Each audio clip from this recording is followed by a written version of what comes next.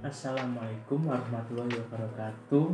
Di sini saya Muhammad Badriansyah Bimantoro akan menerangkan tentang anatomi sistem pencernaan dengan dosen pengajar Hendri Sugiarto. Saluran pencernaan. Rongga mulut. Rongga mulut merupakan bagian dari saluran pencernaan, terletak di mana makanan akan dikunyah dan air liur juga diproduksi oleh tempat tersebut untuk membantu mendorong makanan agar bisa sampai di lambung. Fungsi sebagai tempat masuknya makanan serta udara. Makanan yang masuk ke dalam mulut akan melewati saluran pencernaan lain seperti usus dan dikeluarkan melalui anus. Di samping itu, mulut bukan hanya sekedar untuk mengunyah makanan saja. Struktur gigi merupakan struktur utama mulut untuk merobek lalu menggiling makanan yang dicerna menjadi potongan kecil-kecil yang cocok untuk pencernaan.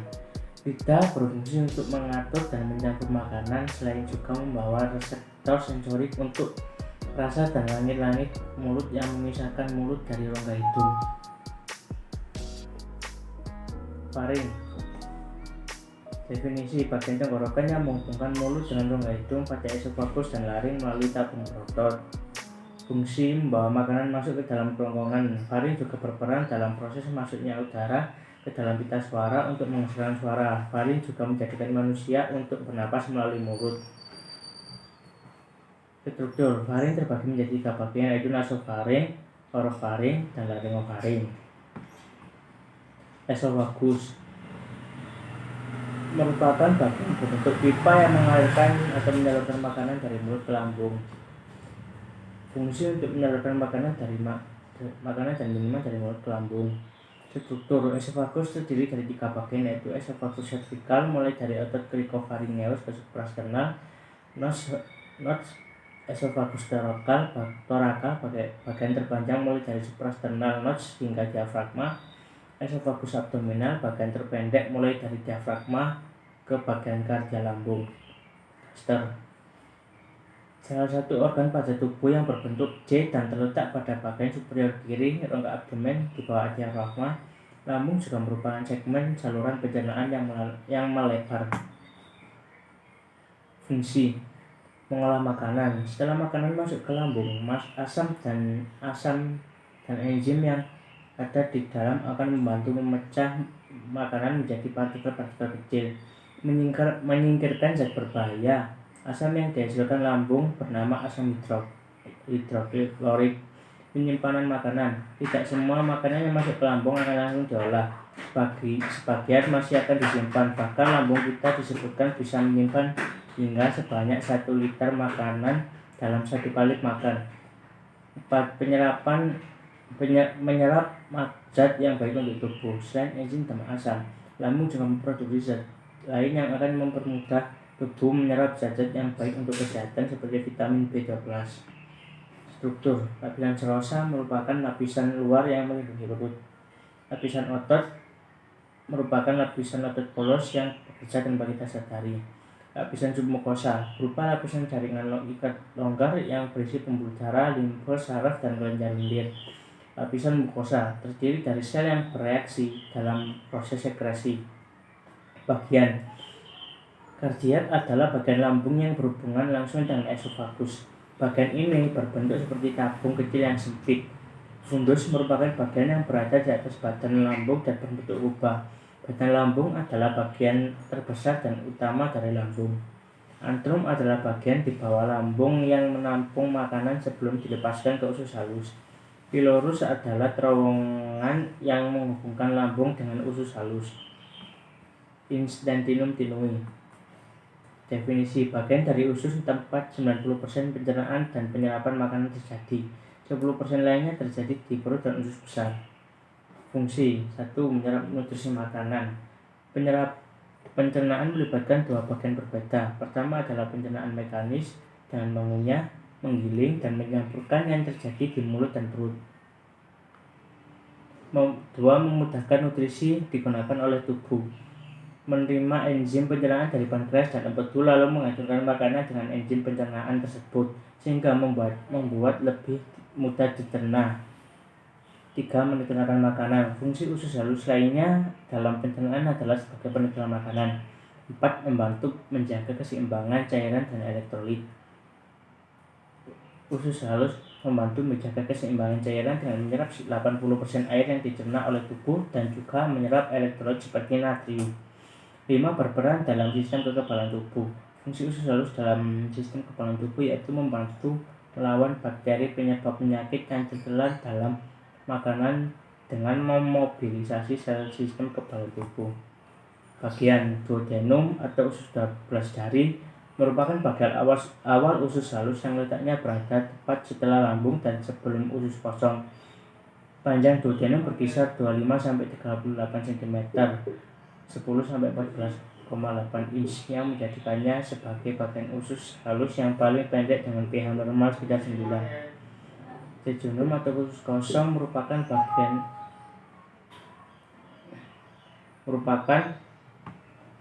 usus halus yang letaknya berada di tengah panjang jejunum sekitar 1-2,5 cm.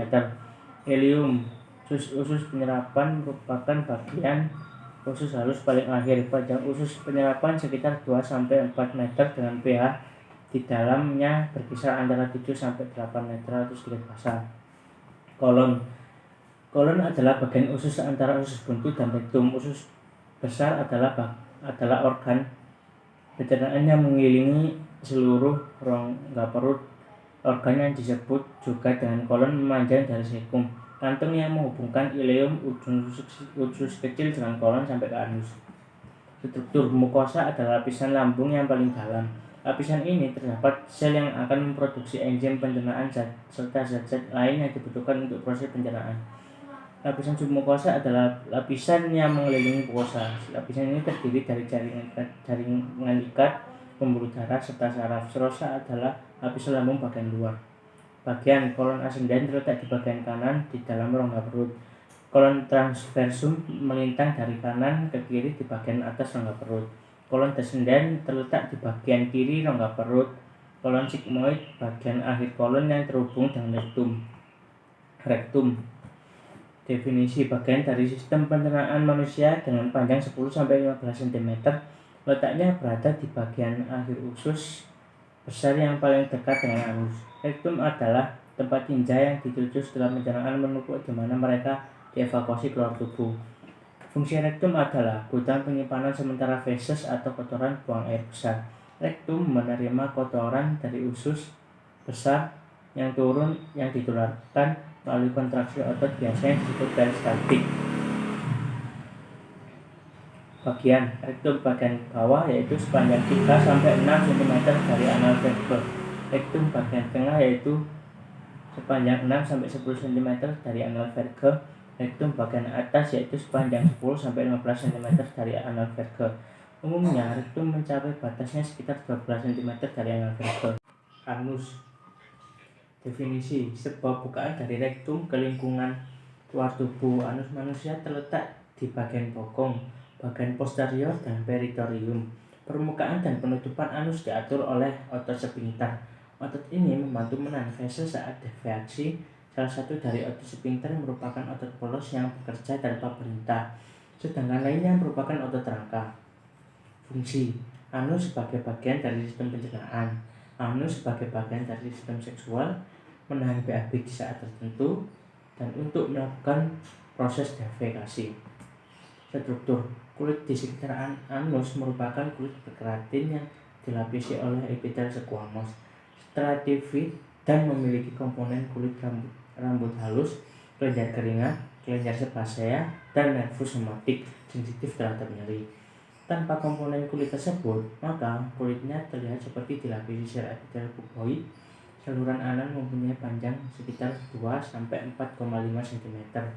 Dikelilingi oleh otot berbentuk seperti cincin yang disebut sphincter anal internal dan sphincter anal eksternal. Saluran ini juga dilapisi membran mukosa bagian atas. Saluran ini memiliki sel yang menghasilkan sekret untuk mempermudah feses keluar dari tubuh.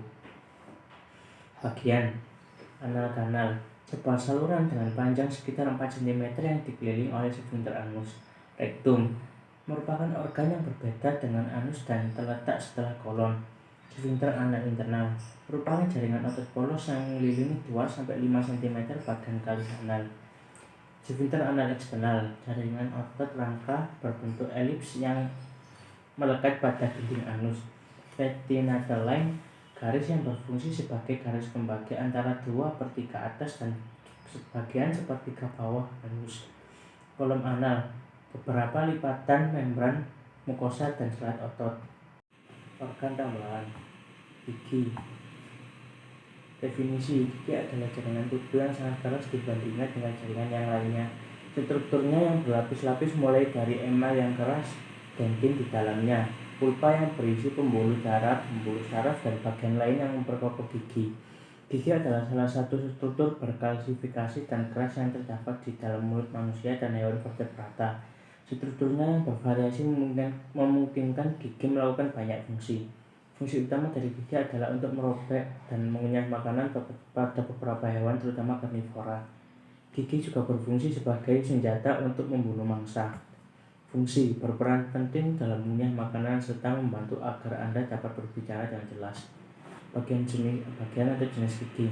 Gigi seri berjumlah 8 yang terletak di depan mulut dan berfungsi untuk mengikut makanan. 4 di atas dan 4 di bawah. Gigi taring berjumlah 4 dan menjadi gigi paling tajam untuk merobek makanan. Terletak 2 di atas dan 2 di bawah. Gigi geraham berjumlah 8 dan berfungsi untuk mengunyah dan menggiling makanan. Di samping gigi geraham juga ada gigi premolar yang memiliki jumlah dan fungsi yang sama dengan gigi geraham. Gigi geraham bungsu muncul paling akhir pada saat usia 18-20 tahun. Gigi bungsu biasanya akan dicabut karena menyebabkan nyeri ketika tumbuh dan merusak gigi yang lain. Struktur atau lapisan gigi. Email merupakan bagian terluar gigi yang paling keras dan berwarna putih. Fungsinya untuk melindungi jaringan vital pada gigi yang sebagian besar jaringan terbuat dari kalsium dan fosfat. Tulang gigi. Lapisan ini berada di bawah email. Tulang gigi adalah jaringan keras yang mengandung tabung kecil saat mengalami sakit gigi. Rasa nyeri terasa akibat rusaknya email. 3. Semen. Semen adalah lapisan jaringan ikat yang berperan untuk mengikat atap gigi yang kuat ke gusi dan tulang rahang. Semen berwarna kuning muda tertutup oleh gusi dan tulang. Memiliki tekstur lebih lembut dibandingkan email dan tulang gigi. Sumsum gigi. Jika semen lebih lembut dari email dan tulang gigi, sumsum gigi menjadi anatomi yang lebih lembut dari bagian yang lain. Periodontal ligamen.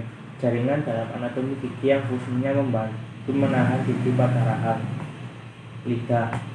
Definisi: lidah adalah kumpulan otot rangka pada bagian lantai mulut yang dapat membantu pencernaan makanan dengan mengunyah menelan. Lidah dikenal sebagai indera pengecap yang banyak memiliki struktur tunas pengecap. Lidah juga turut membantu dalam tindakan bicara, juga membantu membolak-balik makanan dalam mulut. Lidah merupakan indera pengecap yang terdiri dari sejumlah bagian dan memiliki berbagai macam fungsi. Selain berfungsi sebagai pengecap, lidah juga memiliki beberapa fungsi utama, antara lain membantu kita berkomunikasi, mengunyah, dan menelan makanan. Fungsi. Selain berfungsi sebagai pengecap, lidah juga memiliki beberapa fungsi utama, antara lain membantu kita berkomunikasi, mengunyah, dan menelan makanan.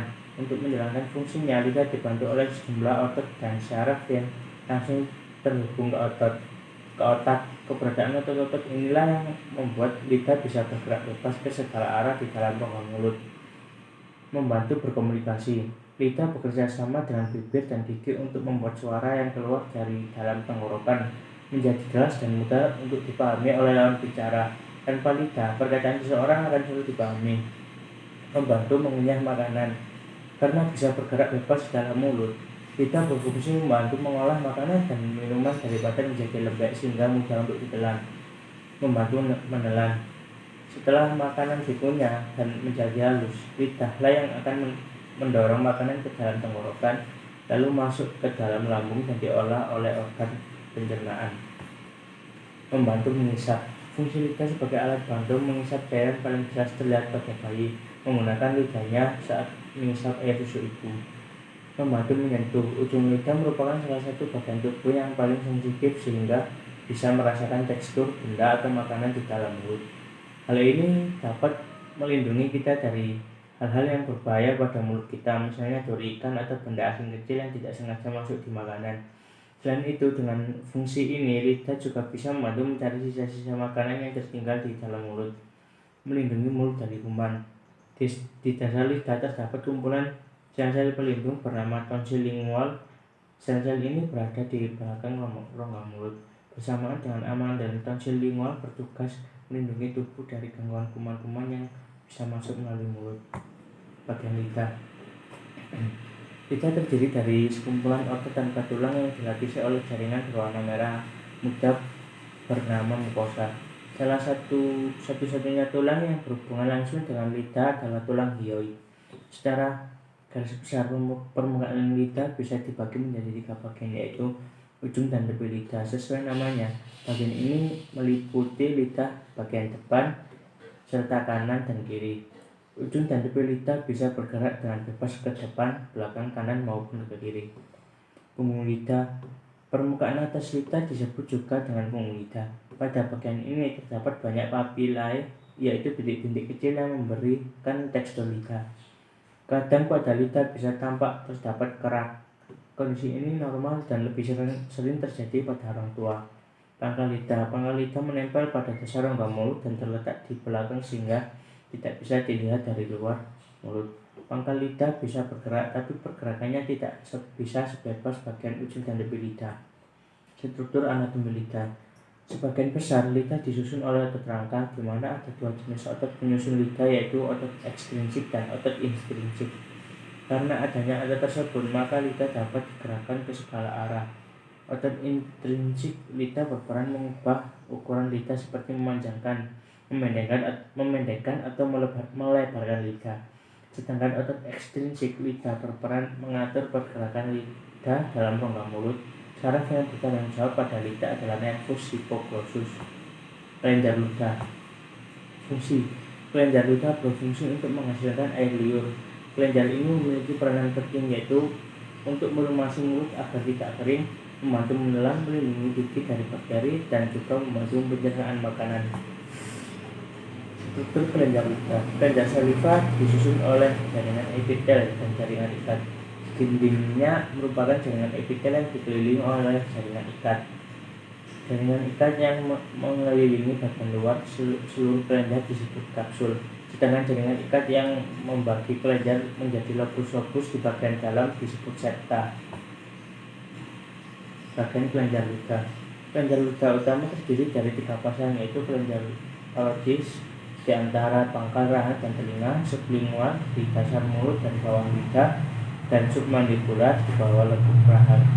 Selain ketiga pasang kelenjar lidah utama, terdapat juga kelenjar liur kecil yang tersebar di bibir, lapisan dalam pipi, hidung, rongga sinus, dan tenggorokan. Kelenjar minor ini berukuran sangat kecil sehingga hanya dapat terlihat dengan mikroskop. Kandung empedu. Kandung empedu merupakan organ kecil yang terdapat di sisi kanan perut, tepatnya di bawah organ hati. Di dalam kandung empedu terdapat cairan empedu yang mengandung kolesterol, asam atau garam empedu, bilirubin, air, serta zat lainnya seperti kalium, natrium, dan tembaga. Fungsi kandung empedu. 1. Membantu kerja fungsi enzim pencernaan. Fungsi empedu dalam pencernaan salah satunya adalah menetral asam lambung. 2. Empedu berperan sebagai pengencer lemak. Fungsi empedu selanjutnya adalah dapat membantu mengemulsi lemak.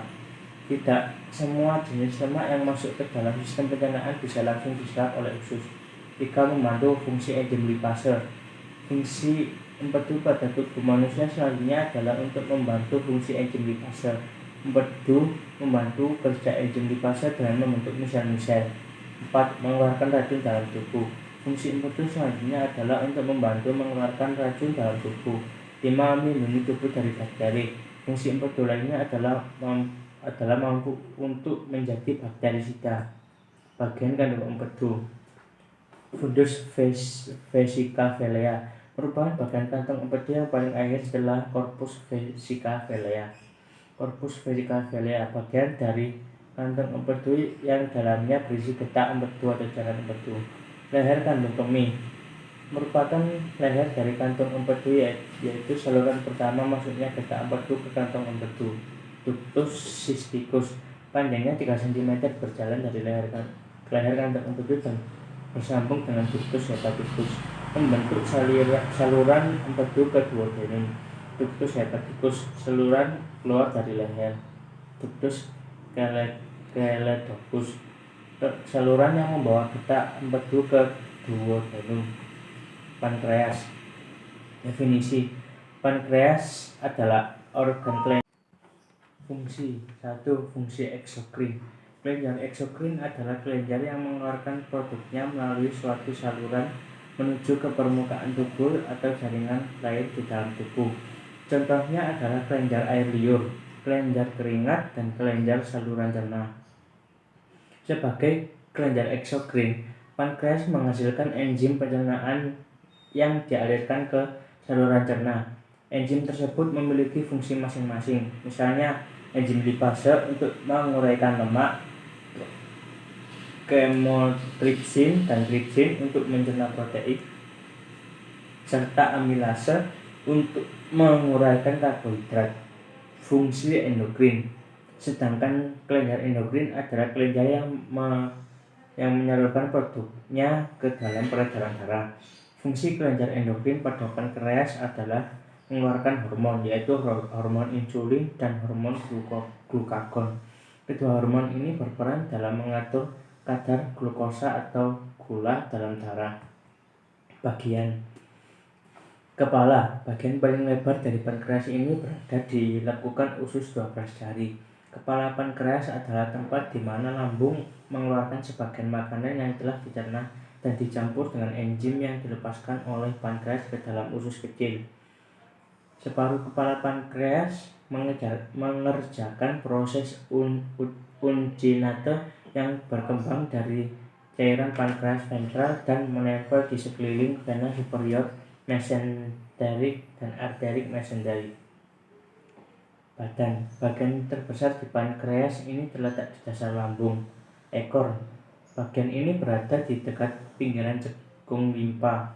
Ekor pankreas berisi hormon pankreatik polipeptida yang akan menghambat sekresi enzim pankreas dan kontraksi kantong empedu. Struktur. Pankreas terbentuk oleh dua primordial yang terpisah, yaitu pankreas dorsal dan ventral, di mana bagian dorsal terlihat lebih awal dan menghidupkan seluruh bagian pankreas. Hal ini diikuti dengan pembentukan pankreas ventral di samping saluran empedu yang membentuk kepala pankreas dan proses uncinate. Kedua primordial ini akan bergabung membentuk pankreas dan segera melakukan fungsi eksokrin. Sedangkan fungsi endokrin atau pelepasan hormon baru dimulai setelah 10 minggu. Saat masa pembentukan, pankreas akan memutar ke arah kiri. Hal ini dipicu oleh pertumbuhan dinding lambung yang berbeda. Karena lambung dan hati juga mengalami pertumbuhan. Hal ini membuat separuh pankreas berputar di sekeliling usus 12 jari. Hati. Definisi. Hati merupakan salah satu organ yang perannya sangat vital dalam tubuh manusia. Organ yang sering disebut sebagai liver ini merupakan organ terbesar di dalam tubuh. Organ yang berwarna coklat ini memiliki berat sekitar 1,5 kg. Ia terletak di rongga perut kanan bagian atas, tepat di bawah rusuk bagian kanan. Fungsi hati. 1. Menghancurkan sel darah merah. Fungsi hati yang satu ini bukannya menghancurkan sembarang sel darah merah, tapi sel darah merah yang sudah tua.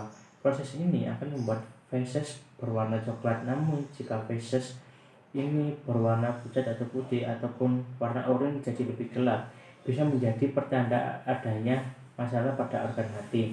Contohnya hepatitis yang disebabkan oleh virus. Membersihkan darah. Fungsi hati lainnya adalah membersihkan darah dari senyawa berbahaya seperti yang berasal dari obat-obatan, alkohol hingga racun. 3. Memproduksi protein. Organ yang satu ini bertanggung jawab untuk memproduksi protein seperti albumin yang berfungsi menjaga cairan dalam sistem sirkulasi tubuh. Protein yang berperan sebagai faktor pembekuan darah dan sistem kekebalan tubuh juga dihasilkan oleh hati. metabolisme protein.